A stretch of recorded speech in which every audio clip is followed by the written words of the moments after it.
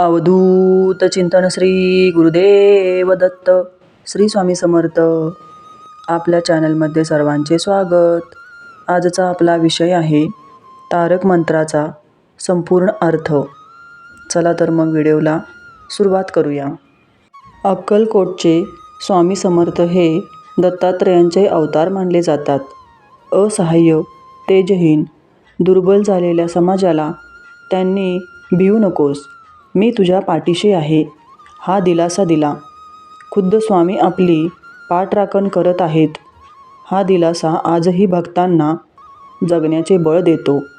स्वामी प्रत्यक्ष रूपाने सोबत नसले तरी स्वामी कृपेने त्यांचे सानिध्य भाविकांना पदोपदी जाणवते. स्वामींनी आजवर असंख्य भक्तांना ताठ मानेने जगायला शिकवले आहे.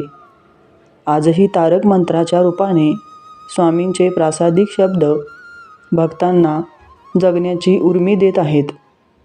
ताणतणाव, नैराश्य यात अडकलेल्या प्रत्येक जीवाला तारक मंत्र तणाव नियंत्रणाचे धडे देतो. तारक मंत्रातले साधे शब्द प्रचंड दिलासादायक आहेत. रोज सकाळी आणि रात्री झोपताना तारक मंत्र म्हणण्याचा आणि समजावून घेण्याचा सराव केला तर आयुष्यातून ताणतणाव कोसो दूर पळून जाईल. यासाठी तारक मंत्राची आशयासह उजळणी करूया.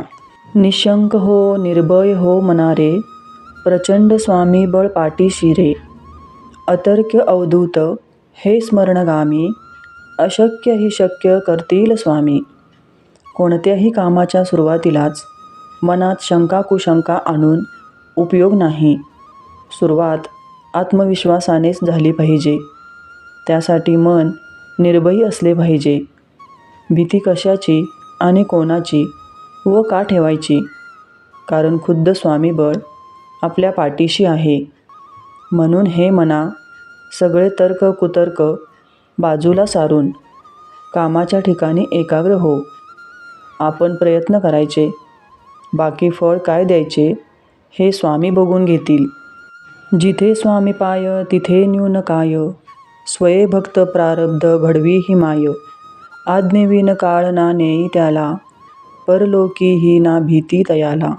स्वामी कथेतला एक प्रसंग. यमराज एका व्यक्तीला न्यायला आले. ती व्यक्ती स्वामीभक्त होती. तिने स्वामींना आणखी काही काळ सेवा करण्याची इच्छा प्रकट केली. स्वामींनी यमराजाला त्याला नेऊ नकोस सांगून परतावून लावले. एवढे सामर्थ्य त्यांच्याजवळ आहे.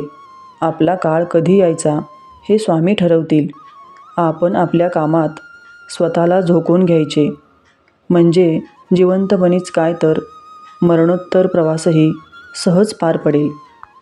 उगाची भीतोसी भय हे पळू दे, जवळी उभी स्वामी शक्ती कळू दे. जगी जन्म मृत्यू असे खेळ ज्यांचा, नको घाबरू तू असे बाळ त्यांचा. कोणी आपल्यासोबत नाही असे म्हणत घाबरण्याचे काहीच कारण नाही. स्वामी आपल्या हृदयात स्थित असून आपल्या प्रत्येक कार्याकडे पाहत आहेत. ते सोबत असताना आपण एकटे कधीच पडणार नाही. म्हणून स्वामींना साक्ष ठेवून प्रत्येक काम मनापासून करत आयुष्याचा आनंद घ्यायचा. जन्ममृत्यू खेळ आहे. या प्रवासात जेवढे आयुष्य वाट्याला आले मनसोक्त जगून घ्यायचे. आई बाळाला सांभाळते तशी आपली काळजी घ्यायला स्वामी समर्थ आहेत. खरा होई जागा श्रद्धेसहित, कसा होशी त्याविन तू स्वामी भक्त. कितीदा दिला बोल त्यांनीच हात, नको डगमगू स्वामी देतील साथ. स्वामी नुसती श्रद्धा आहे असे म्हणून चालणार नाही, तर स्वामींवर विश्वास टाकला पाहिजे. आयुष्यात कितीही चढ उताराचे प्रसंग आले तरी स्वामींवरील श्रद्धा डळमळीत होता कामा नये. ते प्रत्येक प्रसंगातून आपल्याला सावरणार आहेत हा विश्वास त्यांच्याप्रती ठेवायला हवा. ते आजवर जसे मदतीला धावून आले तसे पुढेही येतील, पण त्यासाठी आपल्याला त्यांच्या कृपेस पात्र होता आले पाहिजे. विभूती नमन नाम ध्यानादी तीर्थ, स्वामीच या पंच प्राणामृतात. हे तीर्थ घे आठवी रे प्रचिती, न सोडी कदा स्वामी जाघेई हाती. स्वामींची भक्ती करायची आहे ना, मग प्रामाणिकपणे आपले विहित कर्म पूर्ण करा. कारण काम हाच ईश्वर आहे. काम सोडून, जबाबदारी झटकून स्वामी भक्ती करणे स्वामींनाही आवडणार नाही. ते सर्वत्र व्यापून आहेत. हर तऱ्हेने केलेली सेवा स्वामीचरणी रुजू होते. त्या सेवेची स्वामी नोंद ठेवतात आणि आपल्या सहाय्याला धावून येत तणावमुक्त करतात.